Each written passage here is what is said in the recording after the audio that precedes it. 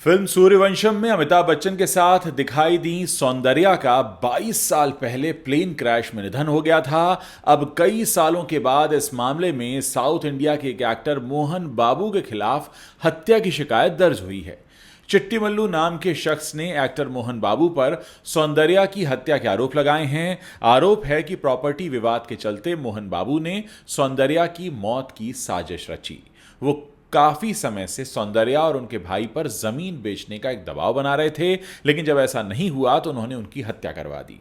शिकायत में यह भी आरोप लगाया गया है कि सौंदर्या की मौत के बाद एक्टर मोहन बाबू ने उनकी जमीन पर अवैध रूप से कब्जा कर लिया। मौत से पहले सौंदर्या मोहन बाबू के साथ शिव शक्ति नाम की फिल्म की शूटिंग कर रही थी, लेकिन यह फिल्म अधूरी रह गई क्योंकि सौंदर्या की मौत हो गई और मौत से पहले सौंदर्या मोहन बाबू के साथ इसी फिल्म के शूट पर मिली थी। शिकायतकर्ता ने मोहन बाबू और उनके परिवार से सौंदर्या की 6 एकड़ की जमीन से कब्जा लेने की बात कहते हुए अपने लिए सिक्योरिटी की मांग की है। उनका कहना है कि मोहन बाबू उन्हें भी नुकसान पहुंचा सकते हैं। जी हाँ, आपको बता दूं कि चुनाव के लिए रवाना हुई थी सौंदर्या, तब प्लेन क्रैश में अपने भाई के साथ उनकी मौत हुई थी।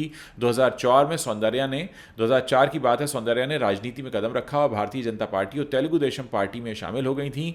करीमनगर में होने वाली एक पॉलिटिकल रैली के लिए सौंदर्या अपने भाई अमरनाथ के साथ 17 अप्रैल 2004 को बेंगलुरु से करीमनगर जाने के लिए एक 4 सीटर प्राइवेट एयरक्राफ्ट कैसना 180 से रवाना हुई थी और फ्लाइट ने सुबह करीब 11 बजे के आसपास बेंगलुरु के एक एयरफील्ड से उड़ान भरी, लेकिन 100 फीट ऊपर जाते ही फ्लाइट ने आग पकड़ ली और पूरा विमान जल गया और तेजी से जमीन पर गिर गया।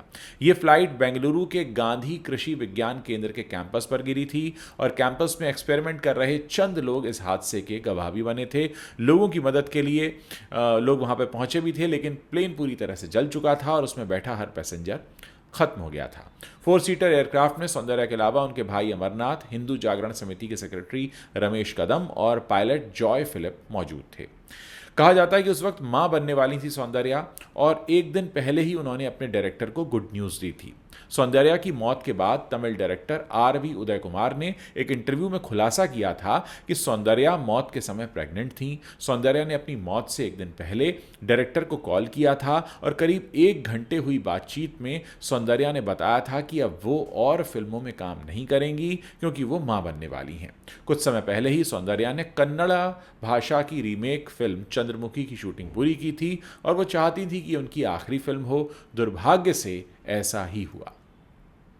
कहा जाता है कि एक्टर मोहन बाबू ने उन्हें रोका था, लेकिन वो मानी नहीं। बीजेपी के इलेक्शन कैंपेन में जाने से कुछ दिनों पहले सौंदर्या मोहन बाबू के साथ फिल्म शिवशंकर की शूटिंग कर रही थीं। शूटिंग शेड्यूल के बीच में ही सौंदर्या ने कैंपेन के लिए ब्रेक लिया था। आमतौर पर मोहन बाबू फिल्म की शूटिंग के दौरान किसी को भी शहर से बाहर जाने की अनुमति नहीं देते हैं। उन्होंने सौंदर्या को भी रोकने की कोशिश की थी, लेकिन सौंदर्या ने जिद करके उन्हें मना लिया।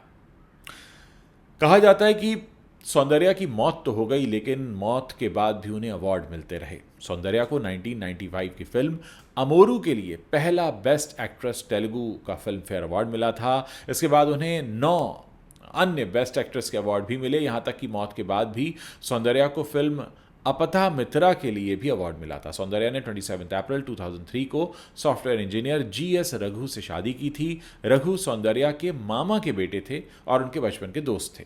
शादी से 2 महीने पहले 15 फरवरी 2003 को सौंदर्या ने अपनी विल भी तैयार की थी, जिसमें उन्होंने बेंगलुरु और हैदराबाद स्थित अपनी कई सारी प्रॉपर्टीज घर के अलग अलग सदस्यों को देने का फैसला किया था। इस विल में उन्होंने अपने गहने, फिक्स डिपॉजिट्स, कैश और हर चीज को परिवार के सदस्यों के नाम लिखा था। सौंदर्या के परिवार में उनकी मां मंजुला, भाई अमरनाथ, भाभी निर्मला और भांजा सात्विक था।